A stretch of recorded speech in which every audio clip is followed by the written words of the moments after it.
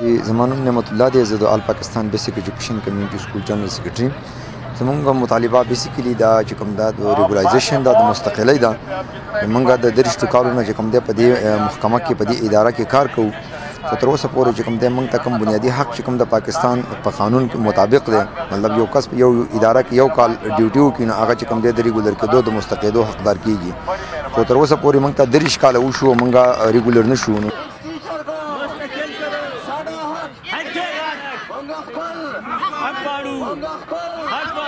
زما نام ګل امینه دی.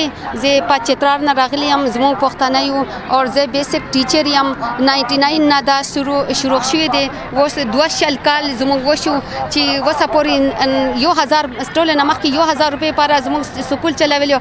هغې نه بعد زموږ تنخواه 15000 وشو، هغې نه بعد 8000 وشو.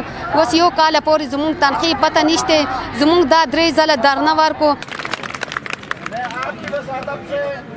زما نوم دی مظاهر حسین و تعلق ساتم KPK کرم جنس. زه د آل پاکستان بیسیک ایجوکیشن کمیونټي سکول ټیچر ایسوسییشن صدر یم. و مودې دپاره راغلي یو څه دینه مخکې مو مطلب د په F6 کې یوه درنه ویل کړې وه د ریګولیزیشن حوالې سره. هغه کې بیا د انټیریر منسټر شریاس مو سره دا وعده وکړله چې تاسو درنه ختم کړئ، تاسو به مو ریګولر کړو. چونکې دا پروجیکټ پاکستان کې 1995 نه چلیږي، نه دی 2019 نه سٹارټ کی دی 25 سال شروع دی، یعنی 25 سال شروع دی. کم از کم ټول څه صورت دی مو میل فیمیل دی ټوله ټیچر وارد شوي دي.